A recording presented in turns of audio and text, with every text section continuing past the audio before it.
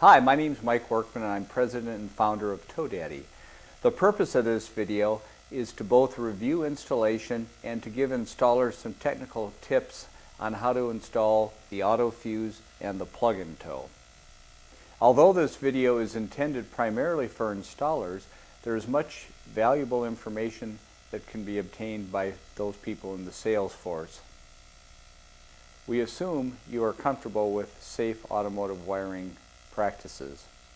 Installation of the auto fuse is very straightforward.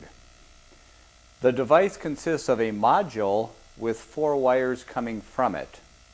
You will note that there are 2 wires that are 12 gauge, one of which has a built-in fuse holder, and 2 wires which are 16 gauge, one of which is the ground and is white, and the other one is the trigger wire and is brown. In looking at the top of the device, you'll notice that there is an LED diode which will either be red or green depending upon the model. You will also note a mounting hole on the long side of the device. The first step in the installation of the auto fuse is to locate the fuse box.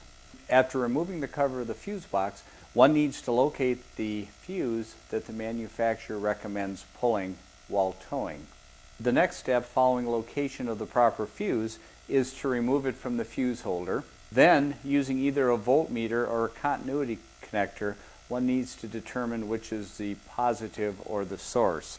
It is critical that the lead which has the inline fuse holder is connected to the positive or the source terminal.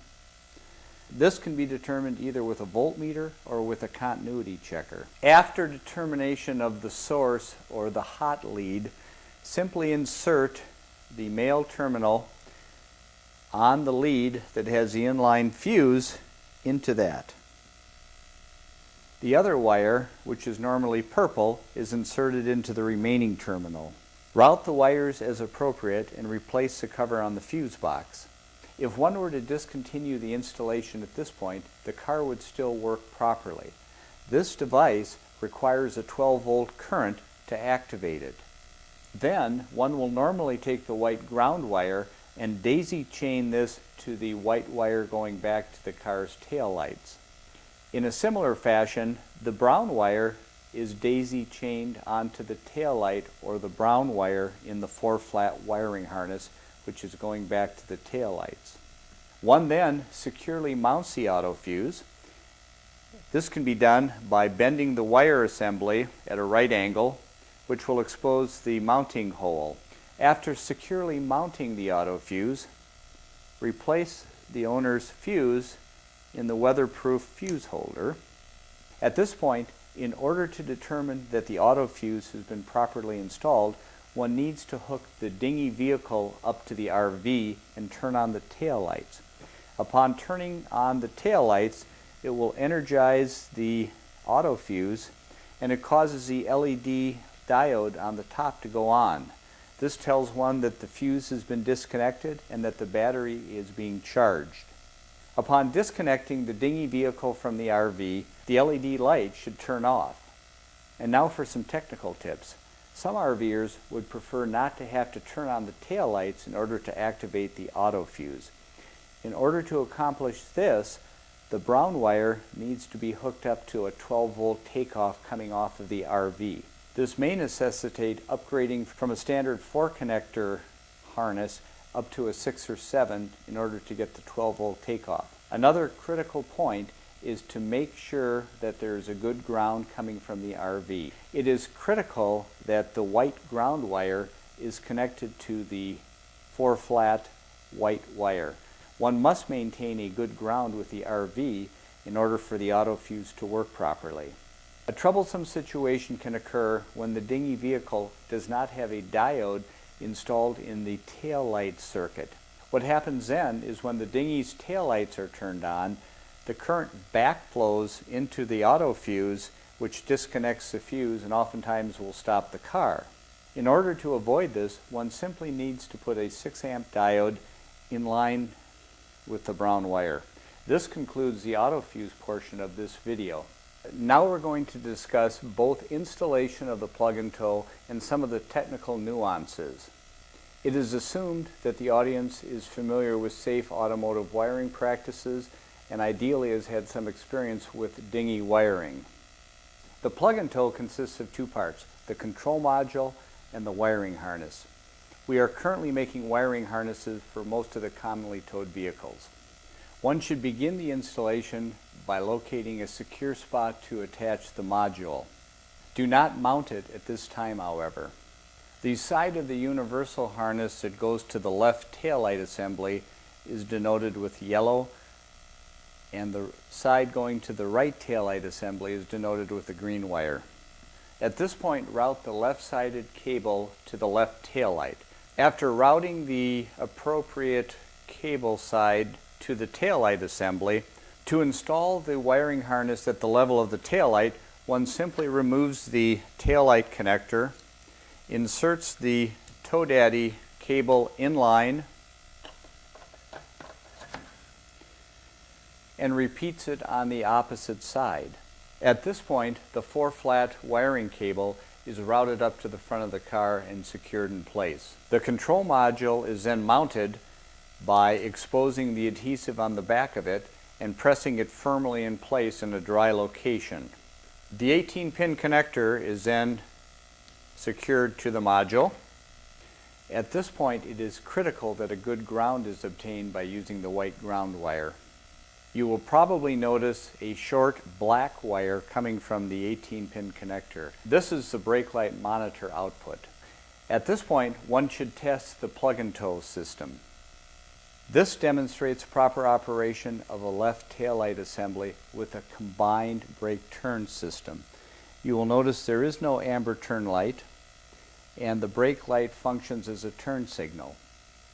When one looks on the control module, the left red LED is flashing, indicating the left brake turn is flashing. When one turns on the tail lights, both of the green LEDs on the module should illuminate. This illustrates proper operation of a separate brake and turn system. Note that both the amber and the red lights are flashing. This is by design, and it gives better illumination and is legal in all 50 states. Note on the control module, both the yellow and the red light are flashing. The green light, which indicates that the tail lights are functional, also lights when the tail light is turned on. Another important feature of the plug-and-tow is the brake light relay comes pre-installed. And not only is it installed, but it's installed at the level of the tail light. Oftentimes, when one hooks a brake light relay up at the level of the brake pedal, if there are circuits downstream, they will be incapacitated when the relay triggers. This is not a problem when using the Tow Daddy plug-and-tow. The next situation I'd like to discuss is those cars for which we don't have an OEM kit available. We do have a universal kit, however, which works for essentially every 12-volt car. Basically, it is identical to the OEM kit, except there are no connectors. In fact, one can take an OEM kit as long as it has the green or yellow wires in the harness, cut off the OEM connectors, and one in essence has a universal wiring kit. We have had any number of installers tell us that although the OEM kits are nice, in reality it only takes them additional 5 minutes to install the universal kit. This represents a universal wiring harness which has been attached to a combined brake turn system. You will note that only 2 wires had to be cut in the car's native wiring harness. One was the combined brake turn light and the other was the tail light. 4 butt connectors have been used to attach the universal harness to the car's native wiring harness. Remember that the striped wires always go toward the tail light and the solid wires go toward the car's battery. Now we're going to discuss installing the universal kit. There are 2 basic situations that one will encounter: a separate brake turn and a combined brake turn vehicle. We're going to start out by discussing the separate brake turn. This wiring harness represents the car's wiring harness for a separate brake turn system.